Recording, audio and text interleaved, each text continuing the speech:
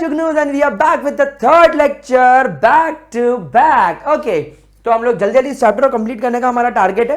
फिर हम लोगों को जैगुआर सीरीज के 2 chapter back to back start करने हैं 12th के. तो 12th वाले बच्चे वरना मेरी जान ले लेंगे. तो हम लोग आगे बढ़ते हैं और हम लोग आज हमारे एक नए टॉपिक की शुरुआत करेंगे. यानी हम लोगों ने पिछले लेक्चर में polarity of the bond, dipole moment, फजान्स rule complete कर लिया था. सो गाइस, आगे बढ़ने से पहले एक छोटा सा अपडेट. क्या आप लोगों को पता है कि हमारा ऐप ग्रेविटी सर्कल मार्केट में आ चुका है. गाइस, गूगल प्ले स्टोर पर जाइए और ग्रेविटी सर्कल ऐप डाउनलोड कीजिए. इस ऐप के अंदर बेसिकली आप लोगों को क्लास 9, 10, 11, 12 के केमिस्ट्री और बायो के ढेर सारा स्टडी मटेरियल मिलने वाला है. लाइक हमारे बेस्ट हैंड रिटन नोट्स जो कि हम लोगों के मेडिकल कॉलेज में पढ़ने वाले और आईआईटी में पढ़ने वाले स्टूडेंट्स ने डिजाइन करे हैं.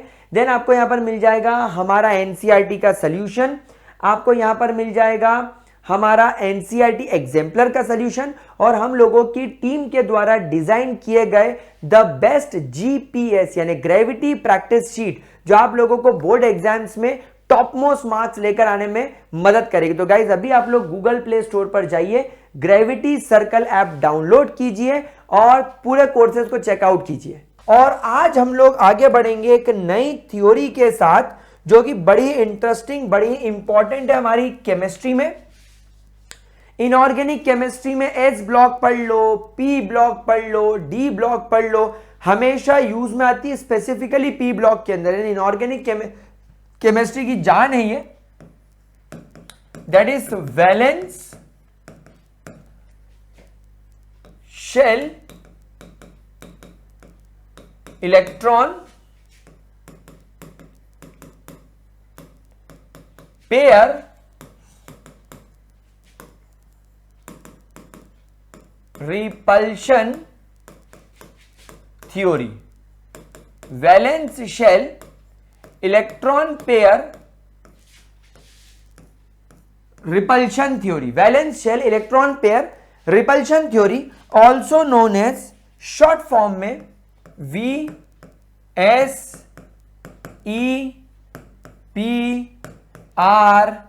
theory, also known as VSEPR theory. Now guys, actually VSEPR theory की जरूरत क्यों पड़ी? VSEPR theory की जरूरत इसलिए पड़ी that जो आपका लुइस कॉसेल कॉन्सेप्ट था, that your Lewis Kossel concept was not able to explain the proper shape and geometry of a molecule. एक पर्टिकुलर मॉलिक्यूल का क्या शेप होगा, एक पर्टिकुलर मॉलिक्यूल की क्या ज्योमेट्री होगी और क्यों एक पर्टिकुलर मॉलिक्यूल एक पर्टिकुलर शेप के अंदर ही पाया जाता है. फॉर एग्जांपल, क्यों कार्बन डाइऑक्साइड लीनियर फॉर्म में होता है, यह इससे भी नहीं एक्सप्लेन कर पाया था. That why carbon dioxide 3 atom का है, यह लीनियर ज्योमेट्री का होता है. बट आपका जो SO2 होता है इसमें भी 3 एटम होते हैं.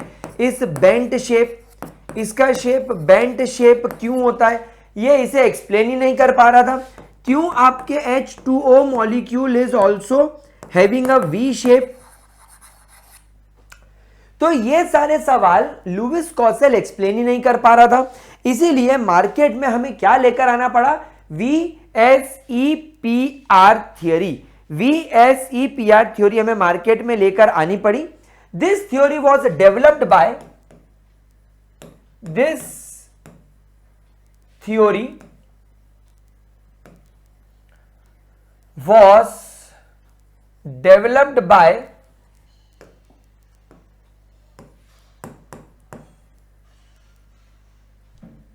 Sidgwick and Powell in 1940 and later on it was more developed and refined, यानी थोड़ा सा और डेवलपमेंट और रिफाइन किया गया बाय नियोम एंड गैलेस्पी इन 1957 के आसपास। तो आप यहां पर देखो इनकी थ्योरी के 17 साल बाद नियोम एंड गैलेस्पी ने इसके अंदर थोड़ा सा चेंजेस भी करा। तो आपकी जो वीएसईपीआर थ्योरी है ये डेवलप किसने करी? साइडविक एंड पोवेल ने, और इसी के दिए गए कॉन्सेप्ट को थोड़ा और रिफाइन किया गया लेटर ऑन नियोम एंड गैलेस्पी के द्वारा। क्या आप लोगों को इस पूरी थ्योरी को मार्केट में क्यों लाया गया इसके बारे में पता चला? सो ये थ्योरी करती क्या है? सो दिस वीएसईपीआर थ्योरी का काम क्या है? So technically this VSEPR theory is used for predicting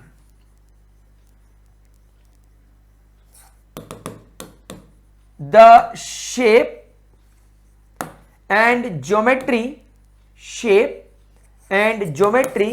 of a molecule। आपके एक मॉलिक्यूल की शेप क्या होगी, आपके मॉलिक्यूल की ज्योमेट्री क्या होगी, ये उसको एक्सप्लेन करने के हमारे बहुत ज्यादा काम में आएगी। हम उसे इसकी मदद से एक्सप्लेन कर पाएंगे। क्या चीज क्लियर हो गई? क्या मेरे करण अर्जुन आएंगे? बहुत बढ़िया। चलिए आगे बढ़ते हैं और बात करते हैं इस थ्योरी के मेन पोस्टुलेट्स की। इस थ्योरी के मेन पोस्टुलेट्स क्या होंगे, इस थ्योरी के मेन पॉइंट्स क्या होंगे, उसके बारे में हम लोग यहां पर बात करेंगे। क्या बात समझ में आ गई? कोई दिक्कत, कोई परेशानी? तो यहां पर इस थ्योरी का पहला पॉइंट हमें बोलता है कि जो आपका मॉलिक्यूल होता है, the molecule is formed by sharing of electron present in the valence shell of central atom। देखो बहुत इंपॉर्टेंट टर्म है हमारे पास में। एक मॉलिक्यूल के अंदर सबसे ज्यादा इंपॉर्टेंट होता है सेंट्रल एटम, यानी अगर आपके मॉलिक्यूल के शेप को आपको समझना है तो आपको उसके सेंट्रल एटम को समझना पड़ेगा। तो किसी भी मॉलिक्यूल का फॉर्मेशन कैसे होता है? Sharing of electron which is present in the valence shell of the central atom with other atoms, जो दूसरे एटम्स होते हैं उनके इलेक्ट्रॉन के साथ, called as bond pair of electron,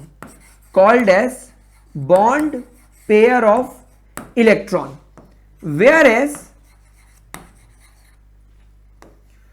those electron pair which is present in the central atom, which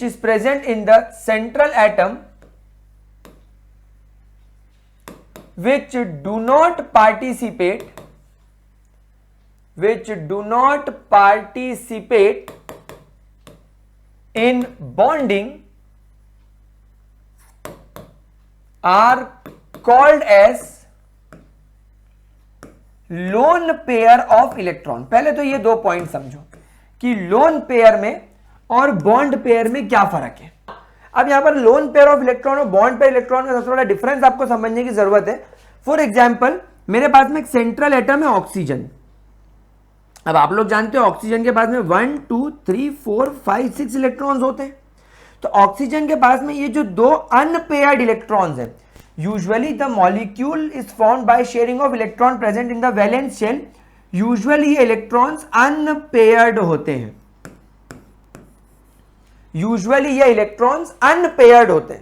these electrons are unpaired।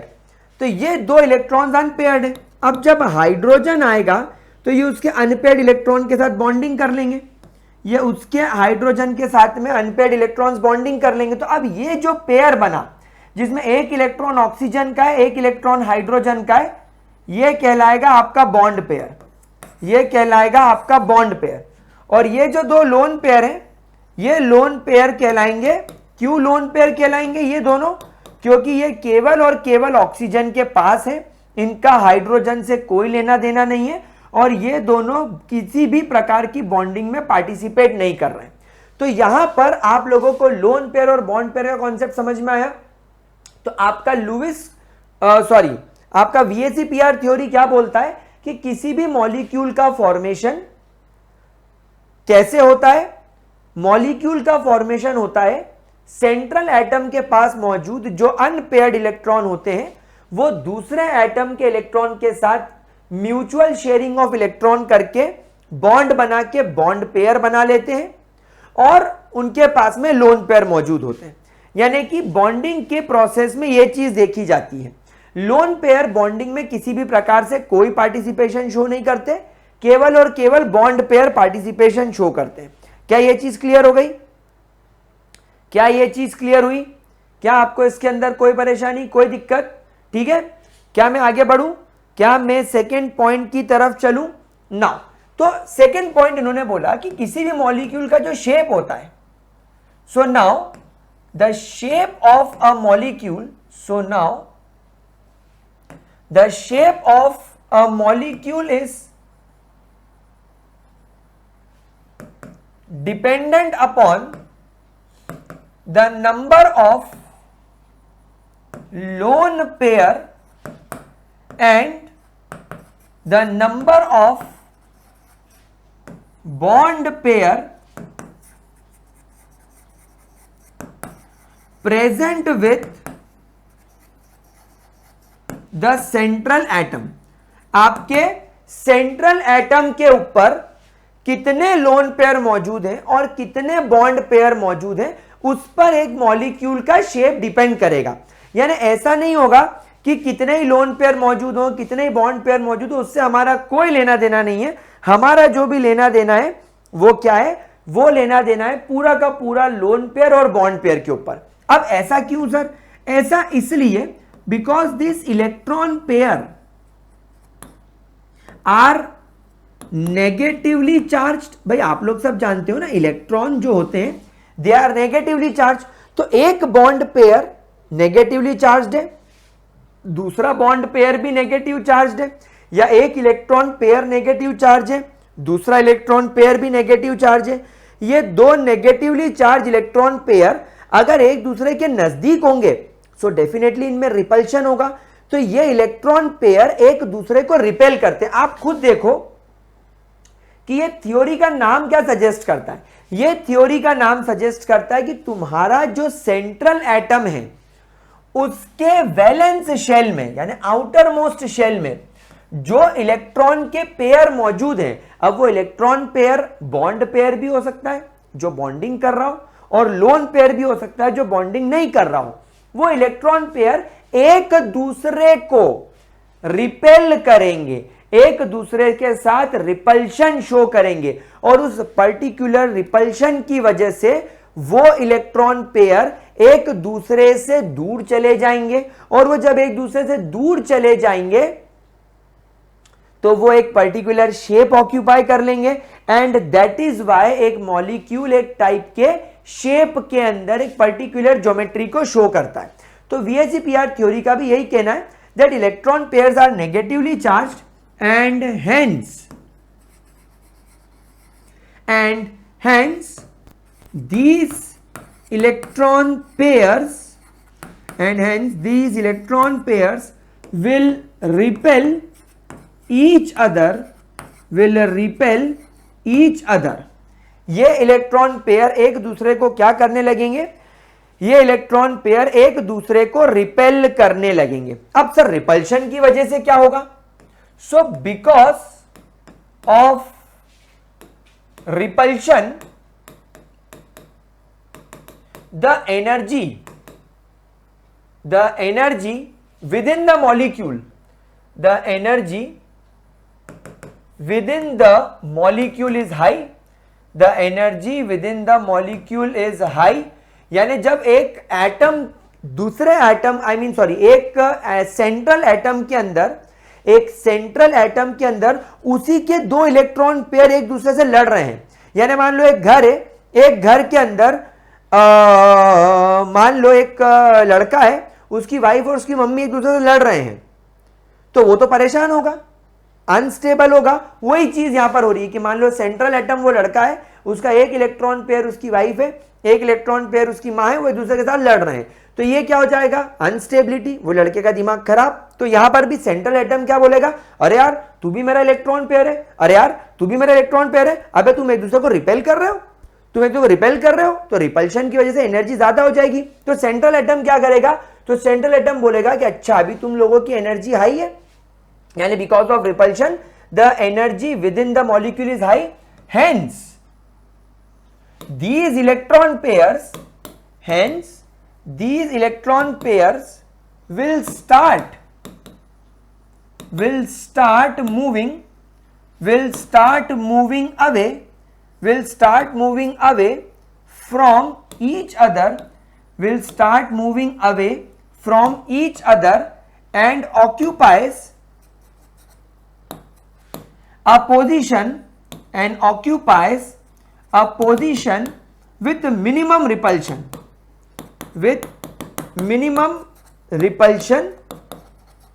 and therefore with maximum stability. Minimum repulsion with maximum stability, मतलब क्या बोला मैंने कि फिर ये bond pair या ये जो इलेक्ट्रॉन पेयर है एक दूसरे को रिपेल करेंगे। तो सेंट्रल एटम क्या बोलेगा, एक काम कर तू इधर चला जा और तू इधर चला जा, तुम दोनों एक दूसरे से बहुत दूर हो जाओ, दूर हो जाओगे तो एक दूसरे को रिपेल नहीं करोगे तो सब कुछ स्टेबल रहेगा, सब कुछ नॉर्मल रहेगा। तो ये अपने इलेक्ट्रॉन पेयर को एक दूसरे से दूर करना चालू कर देता है, एक दूसरे के साथ अवे करना चालू कर देता है। और यही रीजन है कि एक पर्टिकुलर मॉलिक्यूल के अंदर एक बॉन्ड इस तरफ बनता है तो एक बॉन्ड इस तरफ बनता है। यूजुअली इमेजिन करो एक सेंट्रल एटम है जैसे कि कार्बन में एक ऑक्सीजन इधर आ जाएगा, एक ऑक्सीजन इधर आ जाएगा, ये हो गया लीनियर ज्योमेट्री, 180 डिग्री का एंगल। तो ये तुमको बॉन्ड एंगल भी पता चल गया इस थ्योरी से, तुमको शेप भी पता चल गया कि ऐसा क्यों हो रहा है। क्या ये बात तुम लोगों को समझ में आई? क्या तुम लोगों को चौथा पॉइंट क्लियर हुआ? जरा नोट करो, आगे बढ़े। चलिए पांचवा पॉइंट डिस्कस करते हैं, that the central atom's valence shell is considered as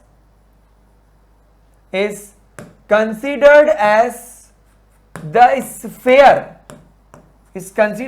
sphere, यानी जो तुम्हारा सेंट्रल एटम होता है ना, उसके वैलेंस शेल को हम एक स्फेयर, एक फुटबॉल की तरह, एक टेनिस बॉल की तरह, एक बास्केटबॉल की तरह, एक स्फेरिकल गेंद की तरह हम उसको इमेजिन करते हैं। The central atoms valence shell is considered as the sphere in which these electron pairs are distributed or dispersed at the maximum distance with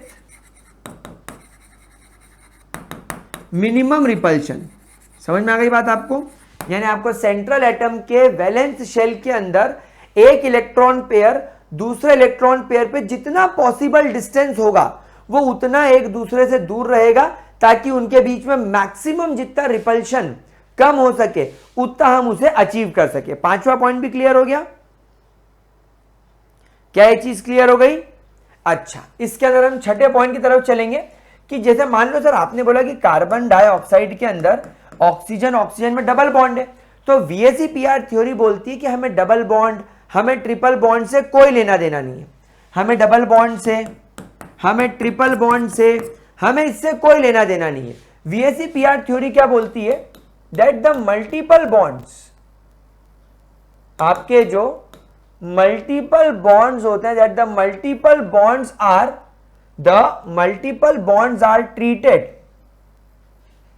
treated as one super single bond। यानी हम लोग VSEPR theory के अंदर इसे double bond नहीं बोलेंगे, हम बोलेंगे ये एक बॉन्ड है ये भी एक बॉन्ड है, this is one super bond, this is one super single bond, this is one super single bond, this is also one super single bond. यानी VSEPR थ्योरी को डबल बॉन्ड ट्रिपल बॉन्ड से कोई लेना देना नहीं होता, ठीक है। अच्छा, मान लीजिए किसी एक मॉलिक्यूल के एक से ज्यादा स्ट्रक्चर पॉसिबल है, तो उन सब पर ही VSEPR एप्लीकेबल हो जाएगा। समझ में आ गई बात आप लोगों को? रेजोनेंस फॉर्म की बात कर रहा हूं, that if a molecule has more than one resonance structure, then VSEPR is applicable for all of them। उन सभी के लिए ये एप्लीकेबल रहेगा, it is applicable for all the structures. कोई दिक्कत मेरे प्यारे बच्चों, कोई परेशानी, कोई दिक्कत, कोई परेशानी?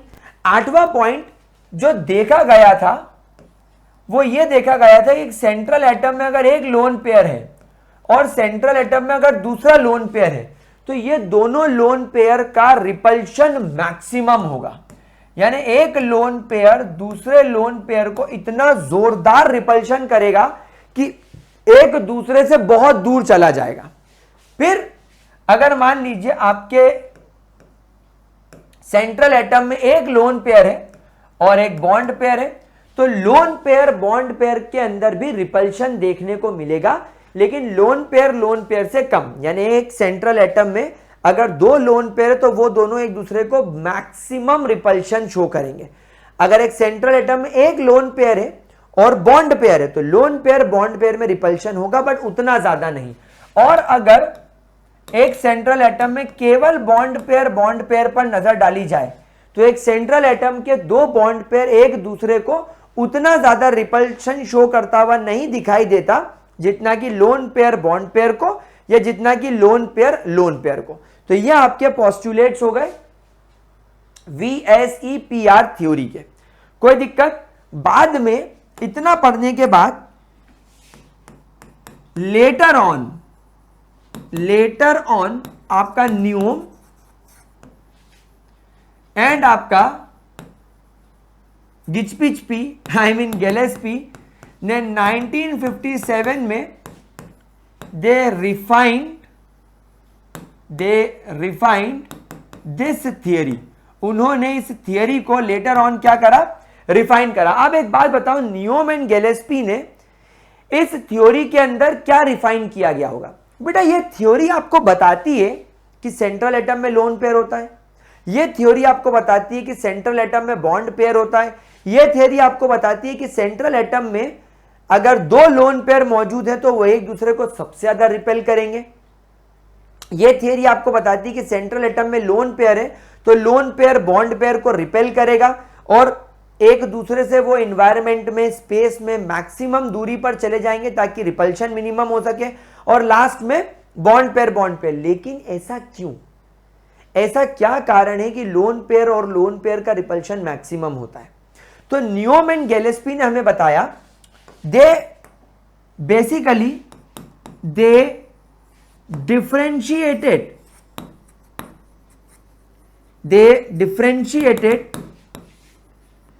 the bond pair and lone pair। इन्होंने एक्चुअली क्या किया? इन्होंने लोन पेयर और बॉन्ड पेयर ऑफ इलेक्ट्रॉन के बीच में डिफरेंशिएट किया एंड एक्सप्लेन्ड देयर इंपॉर्टेंस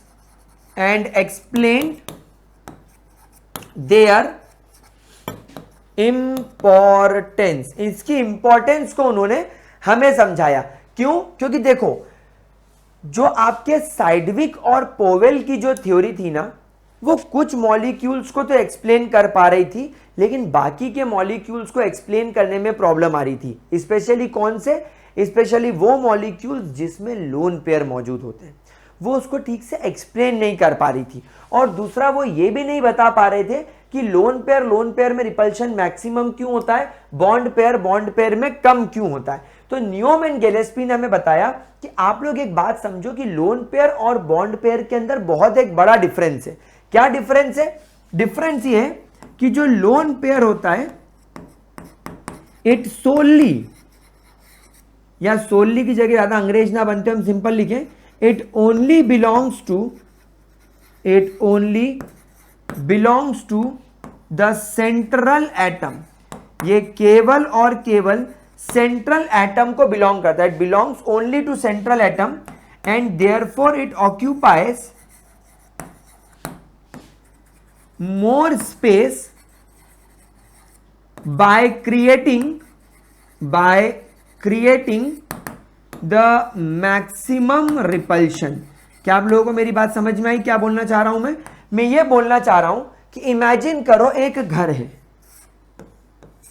इस घर में एक बेटा है, इस घर में एक दूसरा बेटा है, इस घर में एक बेटी है, इस घर में एक और बेटी है। मान लो इस घर में दो बेटे दो बेटियां हैं। अब बेटे की शादी हुई तो बहू आई, ये बेटे की शादी हुई तो बहू आई, ये बेटी की शादी हुई तो दामाद जी आए। दामाद जी पधारो मारा देश, दामाद जी, तो दो दामाद जी आए। अब मान लो इस घर के अंदर बंटवारे की लड़ाई शुरू हुई। तो मुझे एक बात बताओ, इस घर में हिस्सा पाने के लिए या मां बाप की प्रॉपर्टी पाने के लिए सबसे ज्यादा कौन लड़ेगा?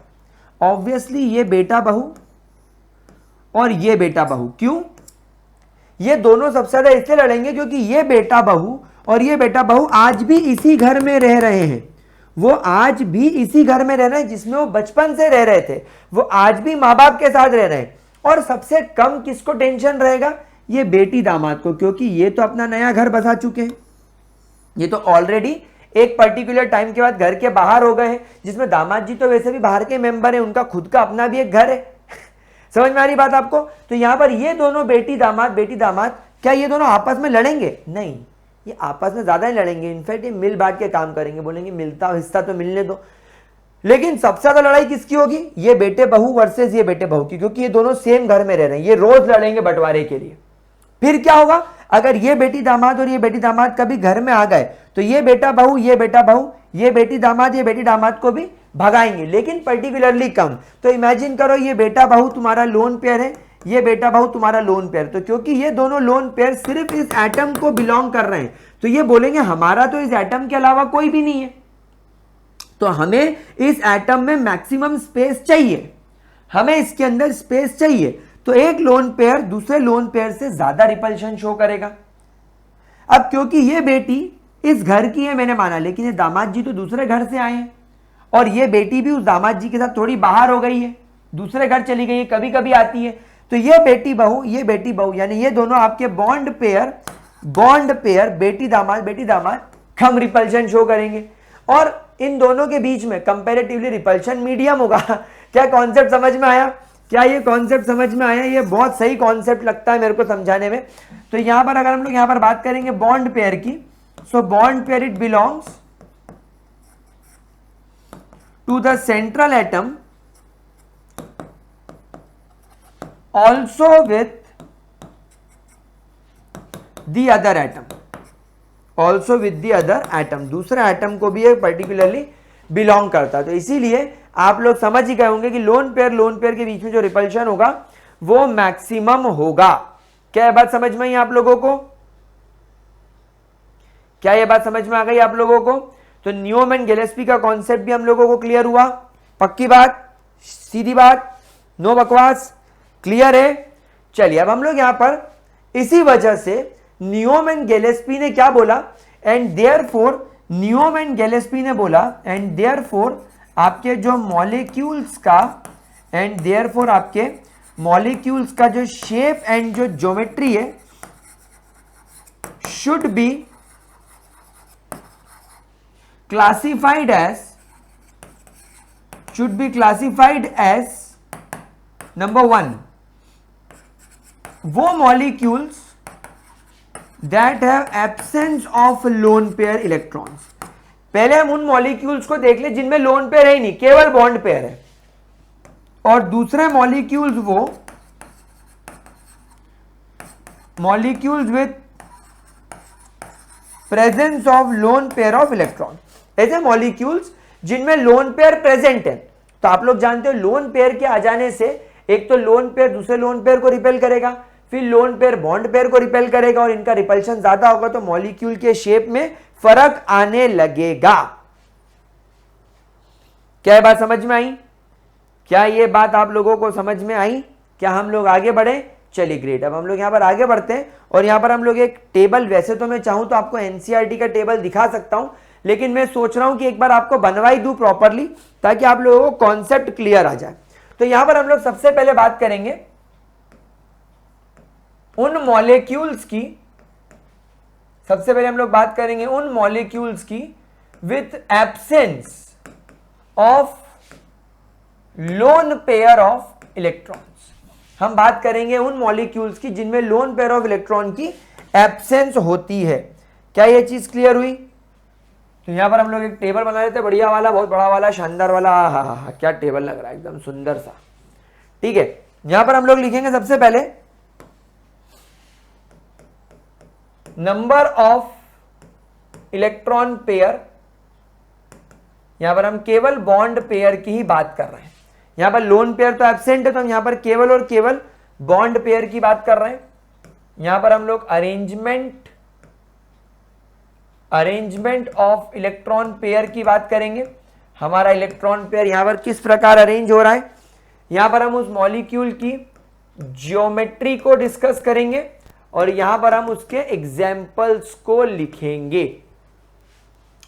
अब यहां पर हम लोग शुरू करते हैं और सबसे पहले हम लोग यहां पर बात करते हैं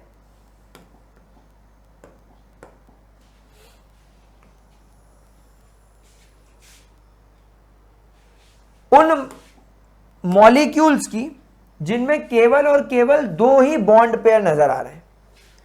सेंट्रल एटम के पास केवल दो ही बॉन्ड पेयर नजर आ रहे हैं। तो लेट से मेरा सेंट्रल एटम ए है, तो अब दो बॉन्ड पेयर डेफिनेटली एक दूसरे से अगर एकदम अपोजिट साइड चले जाएं तो मजा ही आ जाए। तो ज्योमेट्री क्या बन जाएगी कि ए, ये दूसरा एटम आ गया बी, ये दूसरा एटम आ गया बी, और ये एक दूसरे से बिल्कुल अपोजिट चले गए 180 डिग्रीज पर, 180 डिग्रीज पर। और इस ज्योमेट्री को क्या नाम दिया जाएगा? Linear geometry. ये किस किस में देखने को मिलती है? ये BeCl2 के अंदर देखने को मिलती है मेरे प्यारे बच्चों। ये आप लोगों को HgCl2 के अंदर देखने को मिलेगी। अब मान लीजिए हमारे पास में बॉन्ड पेयर 2 की जगह अब हमारे पास में बॉन्ड पेयर 3 हो गए। अब 3 बॉन्ड पेयर को मैं एक दूसरे से कैसे अरेंज करता हूं? लेट से एक बॉन्ड पेयर यहां आ गया, एक बॉन्ड पेयर यहां आ गया, एक बॉन्ड पेयर यहां आ गया। इमेजिन करो तुम्हारे पास में एक सर्कल है। अगर एक सर्कल को मेरे को दो पार्ट में काटना है तो एक तरफ 180 चला गया, एक तरफ 180 चला गया, क्योंकि तुम्हारा जो पूरा सर्कल होता है वो 360 डिग्री का होता है। तो 360 डिग्री के गोले को, क्योंकि मैंने आपको थोड़ी देर पहले बताया था कि मैंने अपने सेंट्रल एटम को स्फीयर माना है, गेंद जैसा माना है। तो अगर उस गेंद जैसी चीजों को जिसका एंगल 360 डिग्री अगर दो में काटूंगा तो 180 आ जाएगा। तो नीचे भी 180 चला गया, ऊपर भी 180 चला गया। लेकिन अब यहां पर मेरे पास में 3 इलेक्ट्रॉन पेयर हैं। तो अब मैं उस 360 को अगर 3 इक्वल पार्ट में काटूं तो 120 120 120 आएगा। तो अब यहां पर देखिए यही हो रहा है, ये बी, ये ए, ये एक बॉन्ड बन गया, ये एक बॉन्ड बन गया, ये एक बॉन्ड बन गया। तो यहां पर इसका बॉन्ड एंगल आ गया 120 डिग्री, इसका आ गया 120 डिग्री, और इसका भी आ गया 120 डिग्री। इस शेप को क्या बोलेंगे? इसको बोलेंगे ट्राइगोनल, क्योंकि ट्राइंगल जैसा बन रहा है, इसलिए हम इसको बोलेंगे ट्राइगोनल, क्योंकि ट्राइंगल जैसा बन रहा है। और क्योंकि सर्कल एक 2 डायमेंशनल चीज होती है, मतलब अगर मैं एक ऐसा गोला बना दूं तो ये 2D प्लेन पर बन गया, और अगर इस 2D प्लेन को मैं ऐसा काट दूं, वैसे तो मर्सिडीज का सिंबल बन गया, पर आप देखो इस 2D प्लेन को अगर मैंने काटा तो ये 120, ये 120 120 हो गया। तो ये प्लेन पर बन गया, एक प्लेन चपटी सरफेस पर बन गया, इसलिए इसका नाम पड़ गया trigonal planar. That is why it is called as trigonal planar. यह आपको टेक्निकली BF3 के अंदर देखने को मिलता है। क्या है, दो चीज क्लियर हुई, ट्राइगोनल प्लेनर क्लियर हुआ, क्या ये चीज क्लियर हुई मेरे प्यारे बच्चों को? आगे बढ़े, चलिए आगे बढ़ते हैं। और अब हम लोग बात करते हैं, अगर आपके पास में 4 इलेक्ट्रॉन पेयर है, यानी आपके पास में 4 बॉन्ड पेयर है। अब गाइस एक बात समझना, अब अगर आप तुम गोले को 4 पार्ट में काट दोगे तो सबको 90 90 90 90 मिलेगा ना, 90 डिग्री कम हो गया, क्योंकि हम लोग कोई 2D की बात थोड़ी कर रहे हैं भाई, हमारा एटम 2D थोड़ी है, हमारा एटम तो 3D है। तो अब क्योंकि हमारा एटम 3 डायमेंशनल होता है, तो वो 90 डिग्री पर अरेंज होने की बजाय दूसरा खेल खेलता है। वो बोलता है मैं एक इलेक्ट्रॉन पेयर को यहां रख दूंगा, एक इलेक्ट्रॉन पेयर को यहां रख दूंगा, एक इलेक्ट्रॉन पेयर को यहां रख दूंगा और एक इलेक्ट्रॉन पेयर को यहां रख दूंगा। अब यहां पर आपको इसको देख के टेक्निकली समझ में नहीं आ रहा होगा कि ये बोलना क्या चाह रहा है, ये करना क्या चाह रहा है, लेकिन आप इस बात को समझना कि ये ए एक बॉन्ड बी का यहां बना लेगा, एक बॉन्ड बी के साथ यहां बना लेगा। नाउ गाइस जो तीसरा बॉन्ड बनाएगा वो आपको 3 डायमेंशनली ऐसा लगेगा कि ये प्लेन के बाहर आ रहा है। यानी आप लोगों ने ट्राइपॉड स्टैंड्स तो देखे होंगे, ट्राइपॉड स्टैंड्स तो देखे होंगे। देखिए मैं आपको बताता हूं, जैसे हमारे पास में एक ट्राइपॉड स्टैंड है, सस्ता सुंदर टिकाऊ। इस ट्राइपॉड स्टैंड में आप देखो ये जो बॉन्ड आ रहा है, ये जो आपका ट्राइपॉड का पॉइंट आ रहा है, आप देखो कैमरे में, ये आपको आपकी तरफ आता हुआ दिख रहा है, ये देखो, मतलब ये आउटसाइड द प्लेन आ रहा है। लेकिन वहीं इसके पिछवाड़े वाला जो पॉइंट है, वहीं इसके पीछे वाला हमारा जो ये वाला जो बॉन्ड है, ये आपको दिख ही नहीं रहा है। देखो दिख रहा है क्या? क्योंकि वो मेरी तरफ आ रहा है, इनसाइड द प्लेन आ रहा है। ये आउटसाइड द प्लेन है, ये देखो, और ये इनसाइड द प्लेन है। तो आपको केवल आउटसाइड वाला देख रहा है, आपको इनसाइड वाला नजर ही नहीं आ रहा है। देखो, you are not able to observe the inside वाला तब तक मैं इसको घुमाऊं नहीं। अगर मैं इसको घुमा दूं तो आपको दिख रहा है, लेकिन अगर मैं ऐसे रख दूं तो आपको शायद दिखना ये मुश्किल है। तो इसका मतलब क्या है कि हमारे गेम खेला गया यहां पर एटम के द्वारा, और एक प्लेन आउटसाइड कर दिया और एक ये जो बॉन्ड रखा गया है ये कर दिया इनसाइड द प्लेन। सो हम यहां पर इसको थोड़ा सा जस्टिफाई तरीके से लिख देते हैं, that this plane is, this bond is outside, this is outside the plane, this is going inside the plane, और इस वजह से इनका जो बॉन्ड एंगल आता हुआ था 109.5 डिग्रीज, इसका जो बॉन्ड एंगल आता हुआ कितना आता है 109.5 डिग्रीज, 109.5 डिग्रीज। अगर मैं इसके पॉइंट्स को कनेक्ट करूं ऐसे, ऐसे और ऐसे, देखो एक मैंने ये पॉइंट कनेक्ट किया सेंट्रल एटम से, फिर मैंने क्या किया, ऐसे, ऐसे और ऐसे।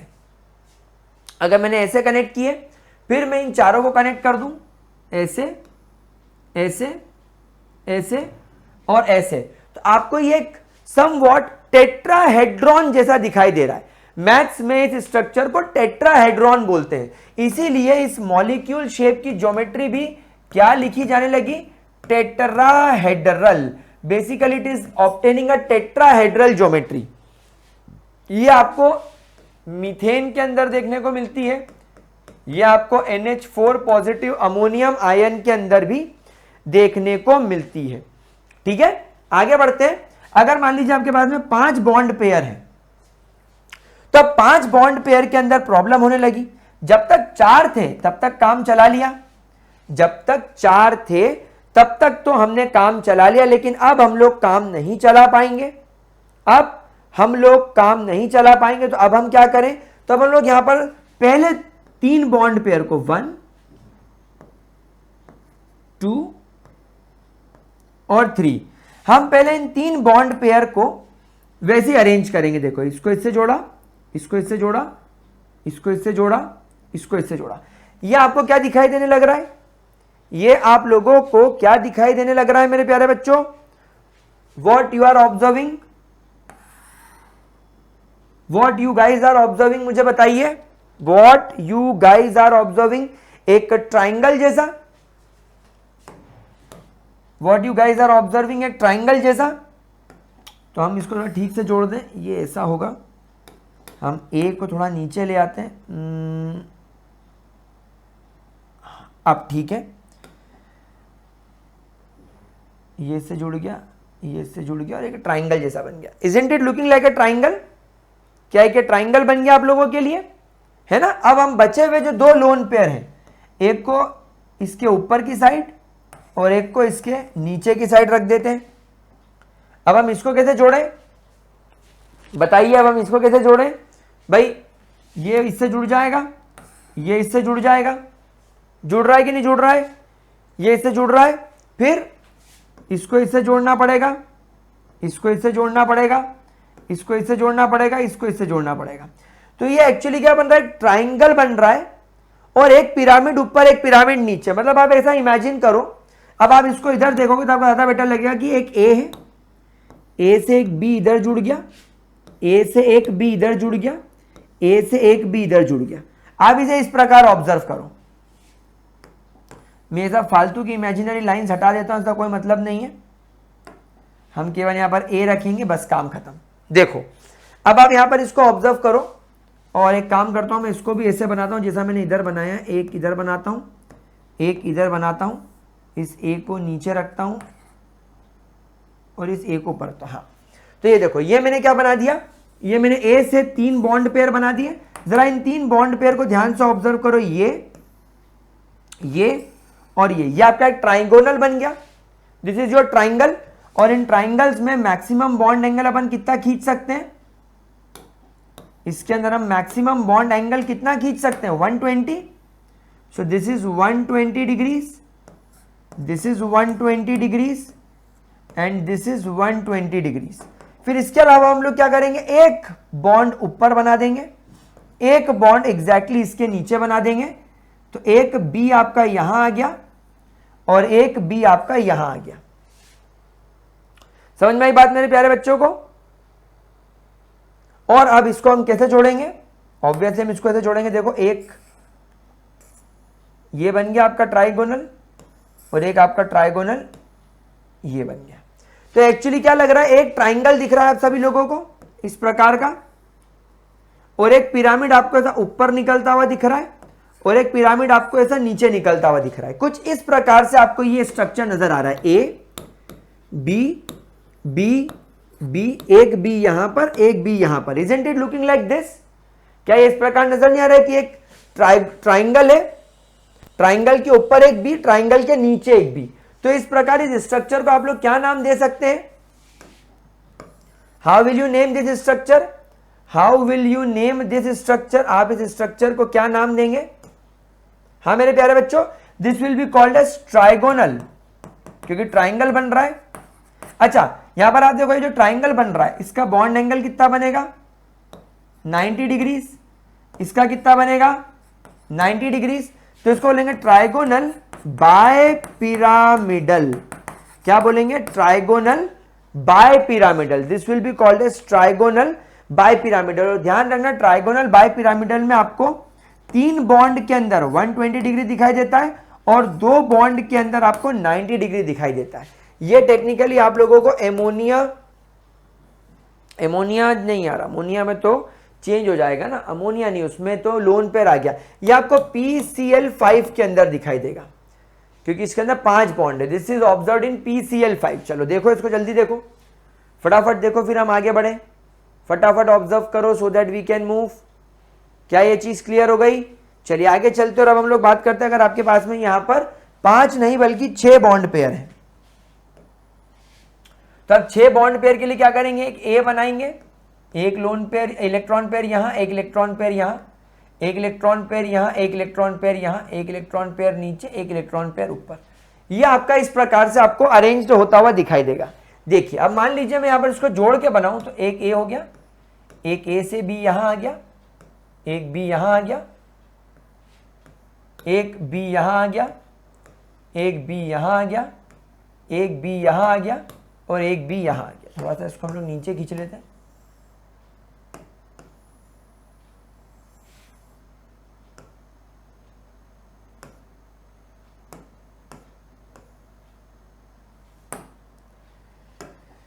ठीक है।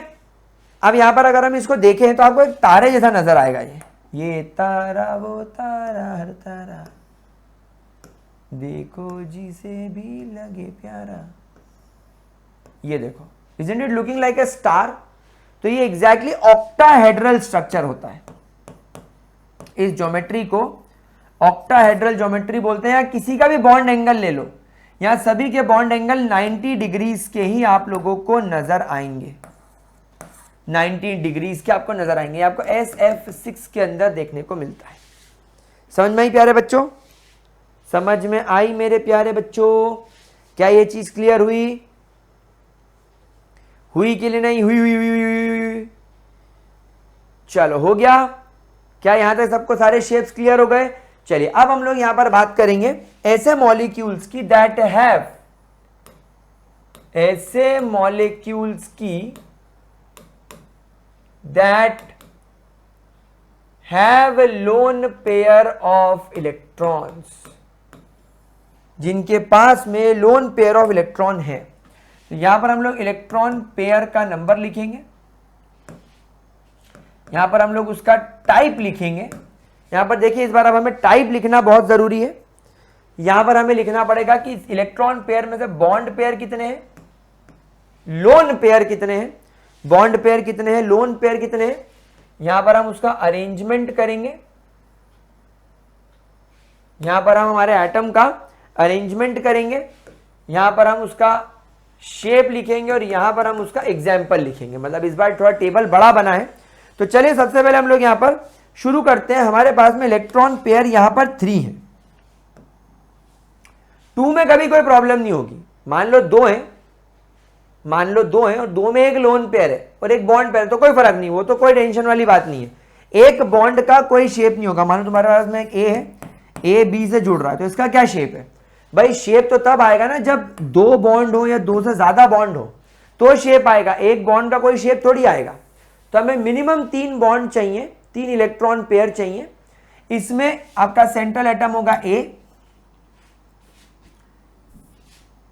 बी आपके दूसरे एटम्स होंगे 2 और ई आपका यहां पर लोन पेयर होगा। E is represented as lone pair, A is your central atom. यहां पर बॉन्ड पेयर होगा 2, लोन पेयर हो गया 1। तो यहां पर अरेंजमेंट कैसे होगा? आप लोग सब जानते हैं कि जो ए है उसका जो लोन पेयर है वो बॉन्ड पेयर को मैक्सिमम रिपेल करेगा, तो बॉन्ड पेयर इससे मैक्सिमम दूरी पर चला जाएगा और दूसरा वाला बॉन्ड पेयर भी इससे मैक्सिमम दूरी पर चला जाएगा। लेकिन एक बॉन्ड पेयर दूसरे बॉन्ड पेयर को आप लोग जानते हो ज्यादा रिपेल नहीं करता है। एक बॉन्ड पेयर दूसरे बॉन्ड पेयर को ज्यादा रिपेल नहीं करता है, इसलिए ये एक सफिशिएंट डिस्टेंस पर एक दूसरे के साथ में रहते हैं। Now this shape is called as bent shape. लेकिन एक बात मैं आपको बताना चाहूंगा कि जब मैंने आपको पिछली बार पढ़ाया था कि अगर आपके पास में 3 इलेक्ट्रॉन पेयर्स हैं, यहां से आप चाहो तो बॉन्ड पेयर हटा दो, अगर आपके पास में नेट टोटल 3 इलेक्ट्रॉन पेयर हैं तो उसकी ज्योमेट्री क्या होगी? Trigonal planar. यहां पर भी 3 इलेक्ट्रॉन पेयर है। सो यहां पर ध्यान रखना कि भले ही इसका शेप बेंट शेप हो गया, बट इसकी जो ज्योमेट्री रहेगी, इसकी जो ज्योमेट्री रहेगी, देखो ज्योमेट्री मतलब आप यहां पर आपने इसको लोन पेयर ले लिया। अब लोन पेयर किसी प्रकार का बॉन्ड तो बना नहीं रहा है, तो बॉन्ड आपको कैसा दिखाई दे रहा है नेचर में? ऐसा। तो देखने वाले को लग रहा है कि अच्छा बेचारा ऐसा घुमा हुआ बेंट शेप का है। लेकिन भाइयों और बहनों, तुम लोन पेयर को अवॉइड नहीं कर सकते, और अगर तुम लोन पेयर को अवॉइड नहीं कर सकते तो जब आप इसकी ज्योमेट्री देखेंगे तो आपको इसकी ज्योमेट्री अभी भी ट्राइगोनल प्लेनर ही दिखाई देगी। यानी बी, ए और लोन पेयर में बॉन्ड एंगल अभी भी 120 डिग्रीज का ही है। लेकिन क्योंकि लोन पेयर बॉन्डिंग में पार्टिसिपेट नहीं करता, हमें वो बॉन्ड बनाता हुआ नजर नहीं आता, तो हम उसके यहां पर बात नहीं करते, लेकिन ज्योमेट्री तो वही रहेगी। ये आपको दिखाई देगा ओजोन में, ये आपको दिखाई देगा SO2 में। ठीक है, आगे बढ़े। मान लीजिए तुम्हारे पास में नंबर ऑफ इलेक्ट्रॉन पेयर अब हो गए 4। 4 में तुम्हारे पास में बॉन्ड पेयर 3 है, लोन पेयर 1 है, तो अब मॉलिक्यूल बन जाएगा AB3E टाइप का। इसमें तुम्हारा A के ऊपर तुमको एक लोन पेयर दिखाई देगा और इस वजह से एक B यहां आ जाएगा, एक B यहां आ जाएगा, एक B यहां आ जाएगा। Now this type of geometry कैसे नजर आ रही है कि एक A है, नीचे एक B है, एक B यहां है, एक B यहां है। अगर मैं इनको हाइपोथेटिकल लाइन से जोड़ूं टुई, अरे अगर मैं इसको हाइपोथेटिकल लाइन से जोड़ूं टुई टुई टुई टुई टुई टुई, तो ये तो एक पिरामिड जैसा लगने लग गया मुझे ये एक पिरामिड जैसा लगने लग गया। तो yes, this is exactly looking like a pyramid. ये सच में एक पिरामिड की तरह ही दिखाई दे रहा है, इसलिए इसका नाम पड़ जाएगा, इसका शेप हो जाएगा ट्राइगोनल, क्योंकि ट्राइंगल जैसा भी दिख रहा है। देखो ये 1 2 और 3, ये बी और बी, इन्होंने एक ट्राइंगल बनाया, देखो बी और बी, ये 3 बी एक ट्राइंगल जैसे दिख रहे हैं और ए इनके ऊपर एक पिरामिड की तरह रखा हुआ है। तो ये एक्चुअली ट्राइगोनल हो गया है और ट्राइगोनल होने के साथ में ये पिरामिडल शेप ले लिया, तो इसका शेप क्या हो जाएगा, ट्राइगोनल पिरामिडल। लेकिन मुझे एक बात बताओ, total number of electron pair कितने, 4, और जब total number of electron pair 4 होते तो उसकी ज्योमेट्री क्या हो जाती है, उसकी ज्योमेट्री क्या हो जाती है, ज्योमेट्री उसकी टेट्राहेड्रल ही रहेगी। So the geometry will be considered as tetrahedral. समझ में आ रही बात, ये आपको अमोनिया के अंदर देखने को मिलता है। तो ज्योमेट्री और शेप में फर्क आया। ज्योमेट्री में you have to include the lone pair, आपको शेप में लोन पेयर लेना है, लेकिन जब आप शेप बनाओगे तो शेप के अंदर लोन पेयर को छोड़ के बाकी प्रेजेंट बॉन्ड पेयर को ध्यान में रख के शेप बनेगा। क्या ये चीज क्लियर हुई, क्या ये चीज आप लोगों को क्लियर हुई? तो मैं आगे बढ़ूं। अब अगर मान लीजिए आपके पास में अगेन बॉन्ड पेयर और इलेक्ट्रॉन पेयर और लोन पेयर मिलाकर अभी भी 4 इलेक्ट्रॉन पेयर है, लेकिन अब तुम्हारे पास में बॉन्ड पेयर हो गए 2 और लोन पेयर भी हो गए 2, तो अब मॉलिक्यूल बनेगा AB2E2 टाइप का, यानी 2 lone pair 2 bond pair on the central atom. तो अब यहां पर ज्योमेट्री कैसे बनेगी, देखिए ये ए का एक लोन पेयर यहां, ए का दूसरा लोन पेयर यहां, एक बी यहां और एक बी यहां। देखो शेप तो ये भी बेंट ही दिख रहा है भाई। अगर आप ये 2 लोन पेयर को छुपा दो तो आपको शेप तो अभी भी क्या दिख रहा है, आपको शेप तो अभी भी बेंट ही दिखाई दे रहा है। तो जी हां, हम इसे बेंट शेप ही नाम देंगे। This is also called as bent shape, और यूजुअली आपको ये वाटर मॉलिक्यूल के अंदर देखने को मिलता है। लेकिन इसकी जो ज्योमेट्री है, ज्योमेट्री 4 इलेक्ट्रॉन पेयर होने की वजह से ज्योमेट्री इसकी टेट्राहेड्रल ही कहलाएगी, लेकिन शेप इसका बेंट शेप हो जाएगा। अब मान लीजिए आपके पास में 5 इलेक्ट्रॉन पेयर आ चुके हैं। नाउ अब आप मान लीजिए आपके पास में 5 इलेक्ट्रॉन पेयर है, जिसमें 4 बॉन्ड पेयर है और 1 लोन पेयर है। 4 बॉन्ड पेयर 1 लोन पेयर, तो मॉलिक्यूल किस टाइप का बनेगा, AB4E टाइप का, AB4E टाइप का, AB4E टाइप का। तो अब यहां पर मॉलिक्यूल कैसा बनेगा, देखो ये A आ गया, इससे एक B यहां, सॉरी इससे अपन एक B यहां ले लें, एक B यहां ले लें, एक लोन पेयर यहां ले लें। तो आप देखो इस लोन पेयर ने इस सेंट्रल एटम A का आधा पोर्शन पूरा कवर कर लिया। एक B नीचे आएगा, एक B नीचे आएगा, मतलब आप देख रहे हो हिपोक्रेसी की सीमा कि इस लोन पेयर ने इन 1 2 3 4 ये चारों के चारों बॉन्ड पेयर को A के नीचे वाले पोर्शन में भेज दिया। यानी तुम्हारे पास में इमेजिन करो एक सर्कल है, उसको आधा काट दिया, तो आधे पोर्शन में तो लोन पेयर अकेला रह रहा है और बाकी के पोर्शन में बेचारे इस प्रकार आपको 4 B नजर आ रहे। तो आपको समझ में आया कि लोन पेयर कितना ज्यादा रिपल्शन शो कर सकता है। अब यहां पर मैं क्या देख रहा हूं कि अरे सर ये शेप तो मुझे ऐसा लग रहा है कि जब मैं पार्क में खेलने जाता हूं तो पार्क में एक ऐसी वो होती है मेरे पास में मशीन, जिसके 2 डंडे जमीन में गड़े हुए होते हैं। यहां पर एक बच्चा बैठ जाता है, यहां पर एक बच्चा बैठ जाता है, कभी ये ऊपर होता है तो ये नीचे होता है, कभी ये ऊपर होता है तो कभी ये नीचे होता है। क्या ये सी सॉ शेप नहीं नजर आ रहा तुम लोगों को? वो जो गेम होता है सी सॉ, हाँ, तो ये शेप भी एक्चुअली इसको सी सॉ शेप ही बोला जाएगा। This is actually a seesaw shape, इसे सी सॉ शेप के नाम से ही बोला जाएगा। ये आप लोगों को SF4 मॉलिक्यूल के अंदर देखने को मिलेगा, जिसमें सल्फर के ऊपर एक लोन पेयर होता है। लेकिन अगर मैं इसकी ज्योमेट्री की आप लोगों से बात करूं तो 5 बॉन्ड पेयर यानी ट्राइगोनल बाय पिरामिडल यानी शेप वही रहेगा सी सॉ, लेकिन ज्योमेट्री जो पहले थी ट्राइगोनल बाय पिरामिडल वही हो जाएगी, वही हो जाएगी। ठीक है, आगे बढ़े, आगे बढ़े। अब अगला केस मान लीजिए आपके पास में यहां पर अभी भी 5 bond pair, sorry 5 electron pair है, लेकिन अब तुम्हारे बॉन्ड पेयर हो गए 3 और लोन पेयर हो गए 2, यानी मॉलिक्यूल बना AB3E2 टाइप का, AB3E2 टाइप का, AB3E2 टाइप का, यानी 3 बॉन्ड पेयर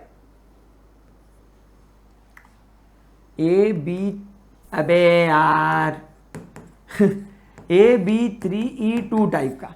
तो अब ये कैसे बनेगा सर? ये किस प्रकार का शेप ओरिएंट करेगा? देखो, आप लोग सब जानते ही हो कि A के अंदर एक लोन पेयर दूसरे लोन पेयर को रिपेल करेगा, और वही इतना रिपेल करेगा कि बेचारे बाकी के बचे हुए जो आपके बॉन्ड पेयर है वही सर्कल के आधे पोर्शन को 2 लोन पेयर कवर कर लेंगे, और बाकी पोर्शन को आपके सर्कल के ये 3 बॉन्ड पेयर कवर करेंगे। मतलब समझ में आ रहा है? आधा हिस्सा लोन पेयर ने ले लिया सेंट्रल एटम का।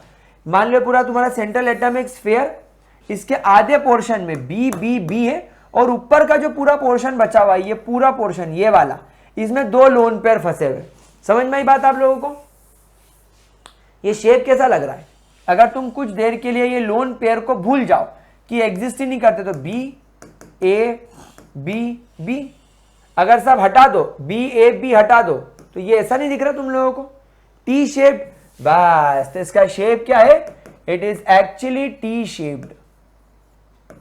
लेकिन ज्योमेट्री क्योंकि अभी भी 5 इलेक्ट्रॉन पेयर है, तो ज्योमेट्री इसकी भी ट्राइगोनल बाय पिरामिडल ही होगी, बिल्कुल वही होगी, कोई तकलीफ वाली बात ही नहीं है। ये आपको देखने मिलेगा ClF3 के अंदर। ठीक है, ठीक है, चलिए आगे बढ़ते हैं। अब मान लीजिए आपके पास में 6 इलेक्ट्रॉन पेयर आ चुके हैं, जिसमें से 5 बॉन्ड पेयर हैं और एक लोन पेयर है, तो मॉलिक्यूल बनेगा AB5E टाइप का।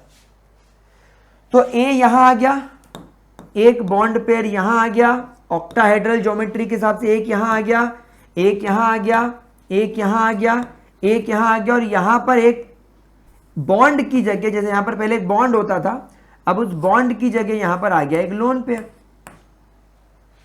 तो आप देखो ज्योमेट्री अभी भी वैसी ही है, ऑक्टाहेड्रल जैसी ज्योमेट्री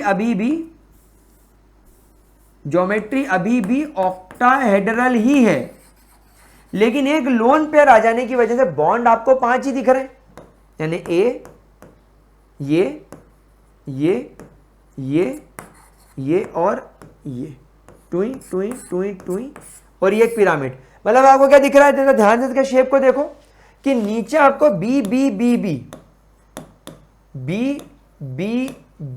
ये एक स्क्वायर बनाते हुए नजर आ रहे हैं, और यहां से एक पिरामिड जैसा ऊपर बन गया।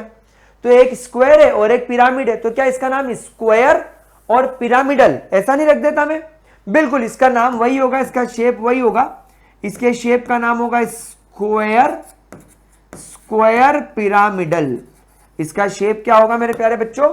Square pyramidal. BRF5 के अंदर आपको ये देखने मिलता है। It is observed in BRF5।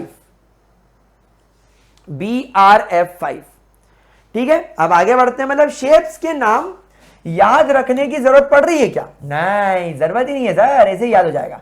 अभी भी तुम्हारे इलेक्ट्रॉन पेयर 6, लेकिन अब बॉन्ड पेयर हो गए 4 और लोन पेयर हो गए 2। तो अब तुम्हारा जो मॉलिक्यूल बनेगा वो AB4E2 टाइप का बनेगा। तो भाई 6 इलेक्ट्रॉन पेयर हैं, तो ज्योमेट्री तो वही रहेगी ऑक्टाहेड्रल, जिसमें एक बी यहां आ गया, एक बी यहां आ गया, एक बी यहां आ गया, एक बी यहां आ गया, एक लोन पेयर ऊपर चला गया, एक लोन पेयर नीचे चला गया। सर आपने 2 लोन पेयर पास पास क्यों नहीं रखे? भाई लोन पेयर में रिपल्शन मैक्सिमम होगा, तो दोनों को अपोजिट डायरेक्शन में ले जाना पड़ेगा। अब जरा इसकी ज्योमेट्री देखो, ज्योमेट्री तो इसकी बिल्कुल वही है ऑक्टाहेड्रल। बिल्कुल देखो, लोन पेयर ने वही पोजीशन ऑक्यूपाई करी है जो पहले बॉन्ड पेयर करता था। यहां भी लोन पेयर ने वही पोजीशन ऑक्यूपाई करी जो पहले बॉन्ड पेयर करता था। लेकिन अब बस प्रॉब्लम ये हो गई कि हमारे पास में बॉन्ड पेयर है नहीं, हमारे पास में यहां पर तो लोन पेयर है, तो वो जगह लोन पेयर ने ले ली। अब लोन पेयर क्योंकि बॉन्ड बनाता नहीं है तो हमें दिख नहीं रहा है, लेकिन देखो यहां पर भी है, यहां पर भी है, यहां पर भी है, यहां पर भी है, ये 4 भी एक दूसरे जुड़ गए और इस प्रकार से एक स्क्वायर बना लिए। बस अब ऊपर नीचे तो कोई बॉन्ड ही नहीं है, लोन पेयर है, तो स्क्वायर। अब स्क्वायर शेप तो कुछ होता नहीं है, लेकिन मैं जानता हूं कि सर स्क्वायर एक 2D स्ट्रक्चर है, एक प्लेन पर बन सकता है, तो क्या मुझे स्क्वायर प्लेनर बोल दें? बिल्कुल बोल दीजिए। तो इसका नाम हो गया square planar, square planar. The shape is square planar, और ये आपको देखने को मिलता है XeF4 जैसे मॉलिक्यूल्स के अंदर। क्या ये बात समझ में आई मेरे प्यारे बच्चों को? क्या ये बात मेरे प्यारे प्यारे बच्चों को समझ में आई? ठीक है, चलिए अब हम यहां पर एक बार एनसीईआरटी खोलेंगे, और एनसीईआरटी खोलने के बाद मैं आपको एनसीईआरटी के अंदर जो चीज पढ़ाने वाला हूं वो बड़ी इंपॉर्टेंट है। और वो चीज क्या है? देखो LECH है हमारा, 12th का है, तो KECH हमारा, सॉरी वो 12th का, तो ये हमारा 11th का होगा। आगे हमारा केमिकल बॉन्डिंग, केमिकल बॉन्डिंग में हम लोग VACPR थ्योरी की तरफ भागेंगे। ये सब आप पढ़ चुके हो, ये सब के आप भगवान हो चुके हो। थोड़े दिन बाद तुम ऐसा बोलोगे सर लगता है कि साला कभी कभी अपुनिज भगवान, ऐसा लगता है, लगना भी चाहिए। केमिस्ट्री गॉड हो तुम लोग, god, you guys are god of chemistry. अच्छा, जो भी नीट और जेई के बच्चे हैं, इन टेबल्स को पढ़ते चलना, ये टेबल्स बहुत इंपॉर्टेंट है। All these tables are very important. हाँ, इनको कोई भी बच्चा हल्के में लेने की गलती ना करे। अगर हल्के में लिया तो गड़बड़ हो जाएगी गुलजारी लालो, हल्के में लेने की गड़बड़ी नहीं करना। ये टेबल्स, ये डायग्राम्स, ये सब पढ़ना है हमको, ये प्रॉब्लम्स, ये मिसकंसेप्शंस, ये सब आपको आना चाहिए। और ये सब पढ़ा चुका हूं। ये डीबाई दादाजी के बारे में क्या लिखा है वो भी पढ़ लेना, ये हम लोग पढ़ चुके हैं। ये पूरी टेबल आपको पता होनी चाहिए। ये पूरी टेबल नीट वाले बच्चे अच्छे से घोट के पी जाएंगे, बिल्कुल नहीं छोड़ेंगे इस टेबल को। ये हम लोग VACPR पर आ गए हैं आई गेस, और VACPR में हम लोगों ने पूरा टेबल पढ़ लिया है। हमने ये वाला भी पूरा टेबल पढ़ लिया है देखो। और अब हम लोग इस टेबल को यहाँ पर डिस्कस करने वाले हैं, केवल इसलिए ताकि आपको कुछ स्पेसिफिक चीज़ों के बारे में, उनकी वैल्यूज़ के बारे में पता रहे। देखो आपके पास यहाँ पर मॉलिक्यूल है SO2। अब SO2 के अंदर टेक्निकली आप यहां पर देखिए क्या हो रहा है।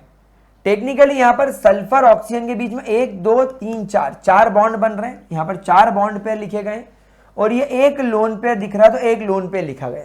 लेकिन आप सभी लोग इस बात को जानते हैं कि इस डबल बॉन्ड को हम लोग एक सिंगल सुपर बॉन्ड की तरह ट्रीट करेंगे, सिंगल सुपर बॉन्ड की तरह ट्रीट करेंगे। इसलिए इस मॉलिक्यूल को बोला गया AB2E टाइप का, where A is sulphur, B2 is oxygen and E is your lone pair. यानी यहां पर हम लोगों ने केवल एक ही बॉन्ड कंसीडर किया गया है। तो यहां पर आप देखो इसका शेप क्या माना गया है? बेंट। क्यों? क्योंकि सल्फर के ऊपर एक लोन पेयर मौजूद है, और लोन पेयर ने इन बॉन्ड पेयर्स को नीचे की ओर धकेल दिया है। आप लोग सब जानते हैं कि अगर किसी के अंदर टोटल 2 बॉन्ड बन रहे हो ऐसे, और एक बॉन्ड बन रहा ऊपर, तो वो ज्योमेट्री उसकी जो हो जाएगी, उसकी ज्योमेट्री हो जाएगी ट्राइगोनल प्लेनर। तो इसकी ज्योमेट्री ट्राइगोनल प्लेनर मानी जाती है और उस हिसाब से इसका बॉन्ड एंगल 120 डिग्री होना चाहिए। लेकिन आप सभी लोग देख रहे हैं कि जो लोन पेयर होता है उसका रिपल्शन इन बॉन्ड पेयर पर ज्यादा होता है। तो लोन पेयर ने बॉन्ड पेयर को इतना रिपेल करा कि बॉन्ड एंगल इसका 120 डिग्री होना चाहिए था, लेकिन 120 डिग्री से घट के वो हो गया 119.5 degree. So theoretically the shape should have been triangular planar, जैसा मैंने आपको सिखाया, बट एक्चुअली ये बेंट या वी शेप पाया गया। The reason being the lone pair bond pair repulsion is much more as compare to bond pair repulsion. तो bond angle 120 degree होना चाहिए था, लेकिन वो रिड्यूस होकर 119.5 हो गया। समझ में आई ये बात? आइए एक एग्जांपल और देखें हम लोग। यहां पर अमोनिया का एग्जांपल देखने की तरफ चलते हैं। अमोनिया के अंदर आप देखेंगे कि आपको 3 बॉन्ड पेयर और एक लोन पेयर दिखाई दे रहा है। AB3E टाइप का मॉलिक्यूल है। अब क्योंकि यहां पर 4 बॉन्ड पेयर हैं, 4 इलेक्ट्रॉन पेयर हैं, थियोरेटिकली इसका ज्योमेट्री टेट्राहेड्रल होना चाहिए था और थियोरेटिकली इसका बॉन्ड एंगल 109.5 डिग्रीज होना चाहिए था। लेकिन इस एक लोन पेयर की मौजूदगी की वजह से इस लोन पेयर ने अपने बॉन्ड पेयर को जोरदार रिपल्शन मारा होगा और रिपल्शन मारने की वजह से इसका शेप ट्राइगोनल पिरामिडल तो हो ही गया, इनका बॉन्ड एंगल रिड्यूस होकर 109.5 से 107 डिग्री हो गया। तो इसका बॉन्ड एंगल भी रिड्यूस हो गया। तो यहां पर मैंने क्या बोला? Had there been a bond pair in place of lone pair the shape would have been tetrahedral. ये क्या बोल रहा है कि अगर बाय चांस इस लोन पेयर की जगह पर बॉन्ड पेयर होता, जैसे कार्बन, यहां भी एक बॉन्ड पेयर, यहां पर भी एक बॉन्ड पेयर, यहां पर भी एक बॉन्ड पेयर, यहां पर भी एक बॉन्ड पेयर, तो ये टेट्राहेड्रल हो जाता। लेकिन क्या हुआ? यहां पर बॉन्ड पेयर आ गया। तो ज्योमेट्री तो अभी भी टेट्राहेड्रल है, लेकिन एक लोन पेयर के मौजूद होने की वजह से लोन पेयर ने अपने बॉन्ड पेयर को इतना रिपेल करा, और आप लोग जानते हैं कि एक बॉन्ड पेयर दूसरे बॉन्ड पेयर को कंपैरेटिवली कम रिपेल करता है। बॉन्ड पेयर का रिपल्शन कम होता है। तो इस वजह से लोन पेयर जीत गया, लोन पेयर ने बॉन्ड पेयर को दबा दिया और फाइनली तुम्हारा बॉन्ड एंगल 109 से रिड्यूस होकर 107 हो गया और शेप भी ज्योमेट्री की तरह टेट्राहेड्रल ना होते हुए बदलकर ट्राइगोनल पिरामिडल बन गया। समझ में आया कॉन्सेप्ट? एनसीईआरटी बहुत प्यारे तरीके से लिखी हुई है, समझने वाला चाहिए बस। अच्छा, अब हम यहां पर बात करें अगर वाटर की, तो अब आप लोग खुद देख लीजिए वाटर के अंदर क्या है। वाटर के अंदर 2 bond pair, 2 lone pair AB2E2 type का है। तो वाटर के अंदर ये लोन पेयर और ये लोन पेयर ने क्या करा? ये बॉन्ड पेयर और ये बॉन्ड पेयर को रिपेल कर दिया। टेक्निकली होना चाहिए ज्योमेट्री इसकी भी टेट्राहेड्रल, क्योंकि इसके अंदर 4 इलेक्ट्रॉन पेयर है। बॉन्ड एंगल टेक्निकली होना चाहिए 109.5 डिग्री, लेकिन ये 2 लोन पेयर यहां पर मौजूद हैं। तो पहला तो एक लोन पेयर ने दूसरे लोन पेयर को रिपेल मारा, दोनों एक दूसरे से दूर चले गए। फिर दूर जाने के बाद ये वाले लोन पेयर ने इस बॉन्ड पेयर को और ये वाले लोन पेयर ने इस बॉन्ड पेयर को और रिपेल मारा। तो उस वजह से इसका बॉन्ड एंगल 109 से घट के 109.5 डिग्री हो गया, इसलिए इसका शेप बेंट शेप हो गया। तो थियोरेटिकली ये भी टेट्राहेड्रल होना चाहिए था, लेकिन 2 लोन पेयर होने की वजह से इसके शेप में डिस्टॉर्शन हो गया। लोन पेयर ने तो रिपल्शन करा ही, लोन पेयर बॉन्ड पेयर ने भी रिपल्शन करा, लेकिन बस बॉन्ड पेयर का रिपल्शन कम है, इसलिए बॉन्ड पेयर हार गया। लोन पेयर और लोन पेयर बॉन्ड पेयर जीत गया। उसने ज्यादा रिपेल करा और बॉन्ड एंगल 104.5 से रिड्यूस कर दिया। टेक्निकली होना 109.5 चाहिए था। ये हम लोग टी शेप वी शेप सब पढ़ चुके हैं। चलिए ठीक है, इसका तो वीबीटी आ गई। और ये 2 एग्जाम्पल तुम्हारे पास में यहां पर दे रखे हैं, ये 2 एग्जाम्पल्स भी आप लोग लगे हाथ देख ही लीजिए। देखिए अब यहां पर क्या है, यहां पर आपके पास में 4 बॉन्ड पेयर, एक लोन पेयर AB4E टाइप का मॉलिक्यूल है। अब यहां पर आपके पास में 2 ऑप्शंस दे रखे हैं। देखिए पहला स्ट्रक्चर में लोन पेयर यहां लगाया गया है और दूसरे वाले में लोन पेयर यहां लगाया गया है। इस वाले को ज्यादा स्टेबल और ऊपर वाले को कम स्टेबल बोला जा रहा है। क्यों? देखिए जो lone pair is present at the axial position so that there are 3 lone pair bond pair repulsion. समझ रहे हो? अगर आप इस सल्फर के ऊपर यहां पर लोन पेयर लगा दोगे तो ये लोन पेयर पहले इस बॉन्ड पेयर को फिर ये लोन पेयर इस बॉन्ड पेयर को, और ये लोन पेयर इस बॉन्ड पेयर को रिपेल करेगा, इसको, इसको और इसको 90 डिग्रीज पर। समझ में आ रही है? मतलब लोन पेयर को यहां लगा देने से ये भी सफर करेगा, ये भी सफर करेगा, और आई एम सॉरी ये वाला सफर करेगा। 3 बॉन्ड सफर करेंगे, एक ये वाला, एक ये वाला और एक ये वाला। तो ये ज्यादा रिपल्शन हो रहा है। लेकिन इसके अंदर अगर हम लोग बात करें इन स्ट्रक्चर भी, the lone pair is at equatorial position. आप लोग जानते हैं ना बेटा, इसे अगर ये मैं इसको अगर सर्कल मानूं तो ये इसकी एक्सियल पोजीशन कहलाती है, और जब हम इसको सेंटर से काटते हैं तो ये इसकी इक्वेटोरियल पोजीशन कहलाती है। इक्वेटर होता है ना हमारा, अर्थ को बीच में से काटता है, इक्वेटोरियल पोजीशन ये कहलाती है। तो यहां पर अब जब तुमने लोन पेयर को इक्वेटोरियल पोजीशन पे रख दिया, तो अब आप देखो ये लोन पेयर एक इसको और ये लोन पेयर बस एक इसको रिपेल कर पा रहा है, यानी यहां पर केवल 2 loan pair bond pair repulsion है। हेंस स्ट्रक्चर बी के अंदर केवल एक लोन पेयर इन 2 बॉन्ड पेयर को रिपेल कर रहा है, लेकिन स्ट्रक्चर ए में ये एक अकेला लोन पेयर 1, 2 और 3 बॉन्ड को रिपेल कर रहा है। तो ज्यादा रिपल्शन किसमें? स्ट्रक्चर नंबर ए में। स्ट्रक्चर नंबर ए में you are observing more repulsion, structure number B में you are observing less repulsion, therefore हम लोग इसे ज्यादा स्टेबल मानेंगे। अच्छा, टेक्निकली यहां पर 5 इलेक्ट्रॉन पेयर होने की वजह से इसका शेप ट्राइगोनल बाय पिरामिडल होना चाहिए था, लेकिन अब इसकी ज्योमेट्री वो रह गई, इसका शेप C100 में चला गया। क्यों? क्योंकि यहां पर एक लोन पेयर आ चुका है और उसका शेप यहां पर बदल चुका है। तो गाइस इस तरीके से आप लोगों को VACPR थ्योरी पढ़ना है। हम लोगों ने सक्सेसफुली हमारी पूरी की पूरी VACPR थ्योरी कंप्लीट कर ली है, और अब हम लोग अगली क्लास में VBT के साथ मिलेंगे। हम लोग अब अच्छे पेस पर मूव करना स्टार्ट हुए हैं। Let's keep our finger cross कि हम लोग इसी स्पीड से पढ़ते रहें और इस चैप्टर को जल्द से जल्द कंप्लीट करते हैं। See you in the next lecture. Bye bye guys.